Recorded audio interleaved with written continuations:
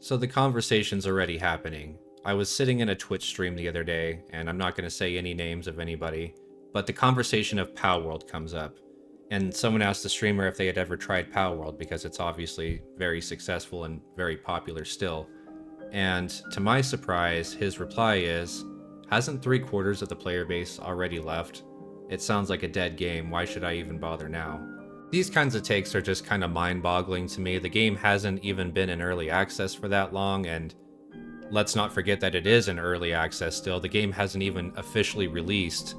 And although it doesn't have its old player base of millions of players, it's still the third most played game on Steam right now, at the recording of this video, at this very second. And I shouldn't be surprised, the conversation with any game that has huge success on Steam or any platform is it'll break a bunch of records, fall off the charts, and then someone says it's a dead game and there's no point in playing it anymore. Even a game like Elden Ring that was a single player game, it was in the top 10 for a very long time, and then people started this conversation that it's a dead game and we shouldn't even bother playing it because it's not in the Steam charts anymore, which is just ridiculous.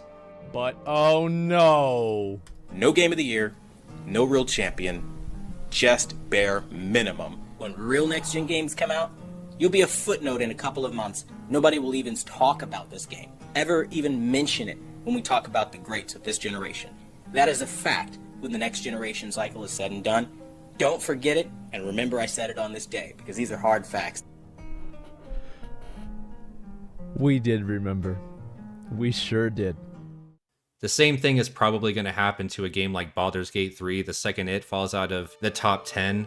It's going to get the same treatment, but for a game like Palworld that's still in the top 3, and the hate for this game is so strong that people are already starting the conversation of it being a dead game, it's just crazy to me. But clearly, the people that are saying that this game is falling off aren't looking at it in a fair light, or just haven't taken the time to look at it fairly whatsoever. This game is far from perfect, but it just came out of nowhere with huge success, and that isn't just for no reason. And everyone has to remember that this game is still in early access. It's far from perfect, but it is fun. I think it's just hard for some people to understand why a game like this is having so much success.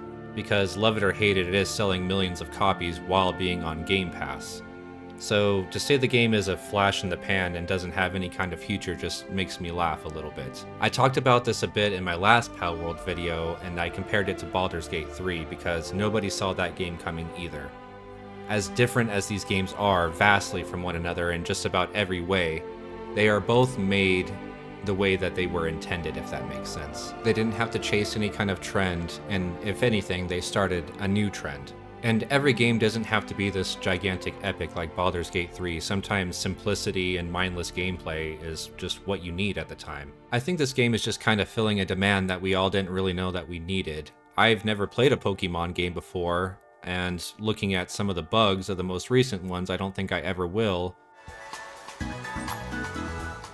I've kind of dipped my toes into the survival genre, but nothing's really sunk its hooks into me, but here I am playing Palworld for hundreds of hours and loving every minute of it. I think a lot of the early controversy of this game kind of put a bad taste in a lot of people's mouth, and a lot of people just buy into the rumors, even though obviously none of them are true. There's been no evidence of copying, there's been no use of AI so far that we know of, and the developers, for the most part, have been pretty transparent through this whole thing. The picture people were painting about this game online was so far from the truth that it's just laughable now.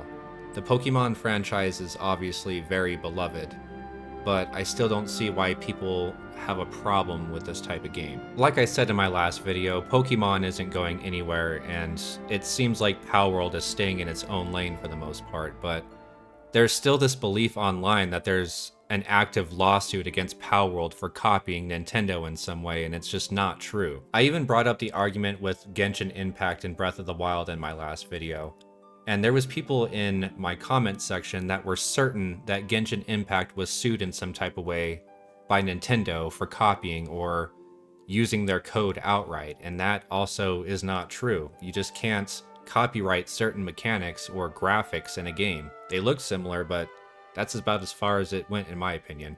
But there was people arguing that there was some kind of lawsuit in Genshin's 1.0 release, that they were in some kind of trouble, which just isn't the case. People don't mess with a company like Nintendo that's about as litigious as any company gets. They would lose in courts, so why risk it? And I'm not saying that Genshin Impact didn't have some kind of heavy inspiration from Breath of the Wild, because clearly looking at them side by side, there's a lot of similarities. But they play extremely different from one another, is all I'm trying to say. It's just like saying that no other game is allowed to have that art style or a stamina bar or mountain climbing mechanics because Zelda did it one time. They can't copyright those sorts of mechanics no matter how similar they look to one another. But obviously a lot of this is just coming from ignorance, people that haven't given the game a fair chance or a fair look. We're just in the beginning stages. This game is still in early access. It's going to have a big launch, and I think it's going to set the internet on fire at least one more time before it's all said and done.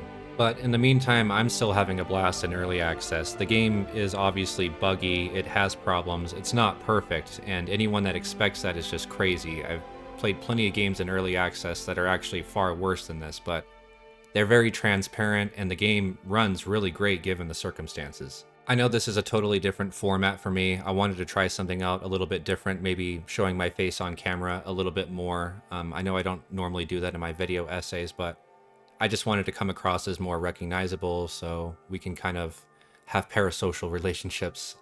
Just kidding, but I just wanted to be more recognizable to the community and just have these little discussions and just speak my mind every now and then outside of the video essays. And I still do plan on doing those, like I did with Baldur's Gate and Palworld and Starfield and all that stuff. And I appreciate all the support, but yeah, every now and then I'm going to have these little discussions, be on camera, and yeah, just talk about things. If you guys like my content, please like the video. It really does help a lot. It keeps it alive. Subscribe, and I look forward to seeing you in the comments. Bye.